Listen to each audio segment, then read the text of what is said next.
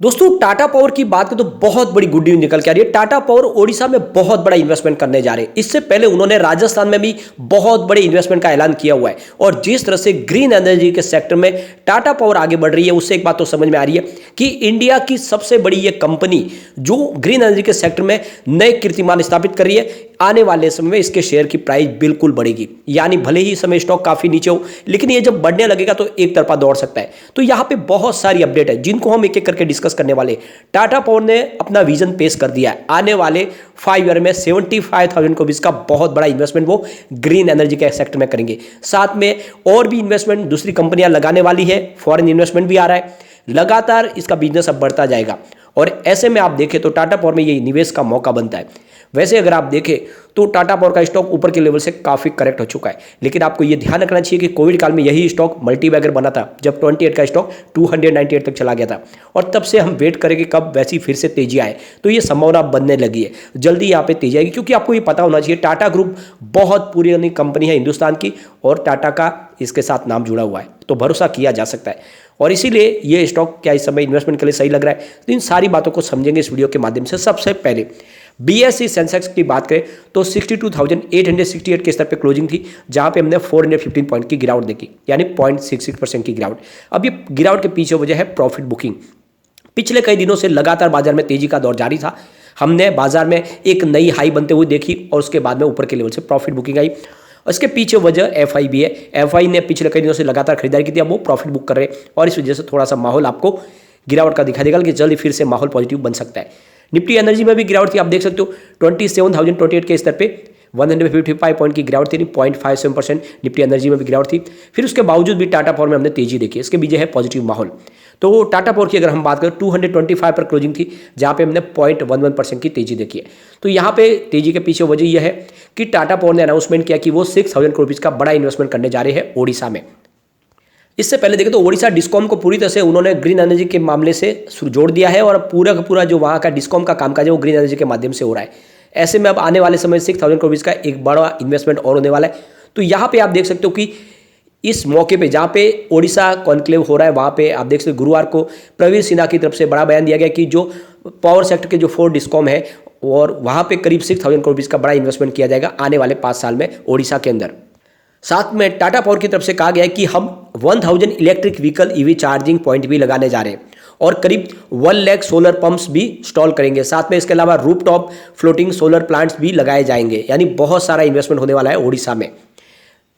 तो जैसे कि ओडिशा में मेक इन ओडिशा कॉन्क्लेव हो रहा है और यहाँ पे इसके तहत अब यहाँ पे इन्वेस्टमेंट आ रहा है, जिसमें टाटा पावर ने बढ़ चढ़ के हिस्सा लिया है। टाटा पावर ने इस मौके पे कहा है कि हम कमिटमेंट के साथ में आगे बढ़ रहे हैं और आने वाले समय में हम अफोर्डेबल, क्लीन और ग्रीन एनर्जी प्रोवाइड करेंगे ओडिशा को। और आने वाले समय में ओडिशा की प्रगति में हमारा योगदान भी होगा और आने वाले समय और भी इसमें इन्वेस्टमेंट होगा।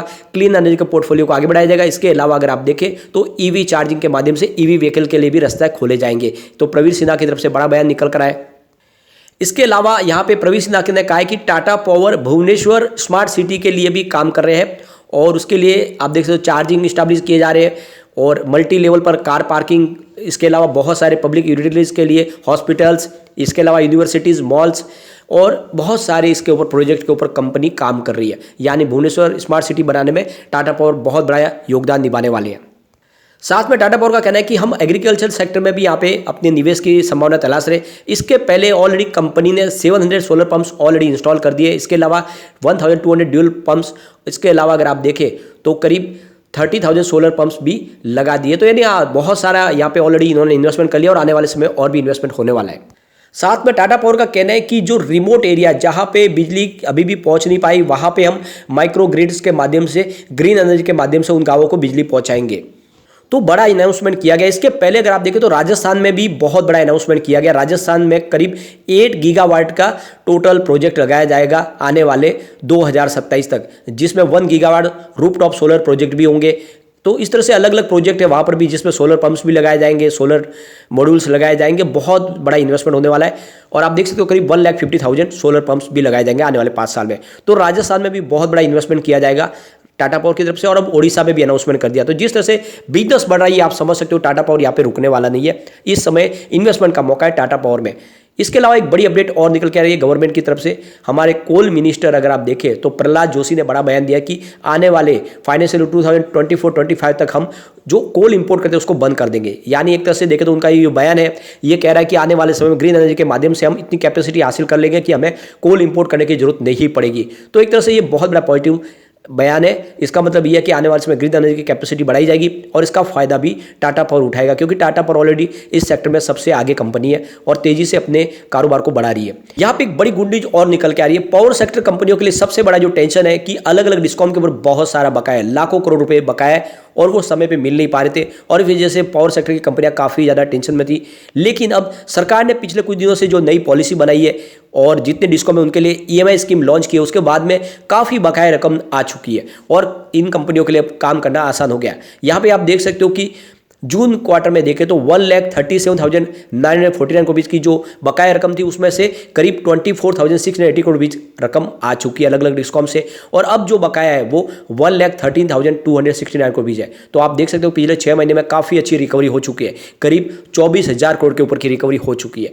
और इस हिसाब से देखें तो आने वाले समय पावर सेक्टर की कंपनियों को और भी रकम मिलने वाली है। तो सरकार ने जो ईएमआई स्कीम लाई है और डिस्कॉम के लिए ये छूट दे दी गई है कि वो पावर सेक्टर की जो सरकार की कंपनियां है उनके माध्यम से वो लोन लेके भी डिस्कॉम अलग अलग जितने भी पावर सेक्टर की कंपनियां उनको चुका सकते हैं। तो ऐसे में अब ये कंपनियों ने अपना कर्ज चुकाना शुरू कर दिया है और पावर सेक्टर की कंपनियों के लिए काफ़ी अच्छे दिन आने की शुरुआत होने वाली है, क्योंकि अब उनको पैसे मिलेंगे तो अपने कारोबार को तेज़ी से आगे बढ़ा पाएंगे।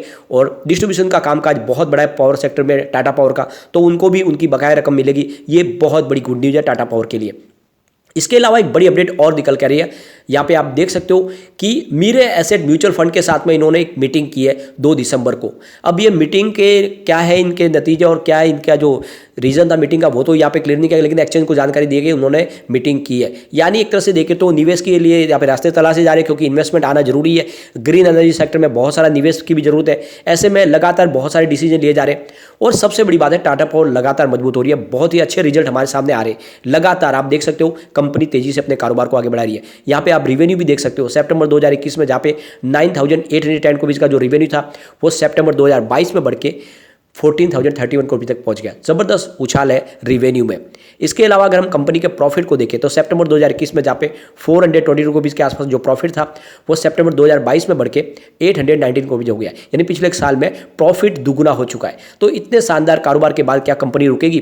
पर जरूर इसकी प्राइस बढ़ेगी, थोड़ा सा समय लगेगा, लेकिन जैसे ही दौड़ने लगेगा तो रुकेगा नहीं। ये खरीदारी का मौका है। लॉन्ग टर्म का नजरिया लेकर आपको टाटा पावर में इन्वेस्टमेंट करना चाहिए। इसका नेटवर्क भी लगातार बढ़ रहा है। सितंबर 2021 में जहाँ पे 21,277 करोड़ के आसपास था वो सितंबर 2022 में बढ़ के 25,680 रुपीज़ के आसपास पहुंच गए। तो बहुत ही शानदार कामकाज है और इसके दम पे कह सकते हैं कि टाटा पावर आने वाले समय का एक बड़ा मल्टीबैगर है। कम से कम 3 साल के लिए स्टॉक अगर आप होल्ड करोगे तो ये आराम से 1000 का आपको टारगेट दिखा सकता है। तो नजरिया लॉन्ग टर्म का लेकर निवेश जरूर करें। लेकिन फ्रेंड, कोई भी इन्वेस्टमेंट करने से पहले अपने फाइनेंशियल एडवाइजर से बारे ले ले या अपना खुद का रिसर्च करें, क्योंकि मैंने वीडियो आपके एजुकेशनल पर्पज के लिए ही बनाया। वीडियो पसंद आए तो लाइक से जरूर कीजिए और चैनल को सब्सक्राइब कर दीजिए। Thank you friend.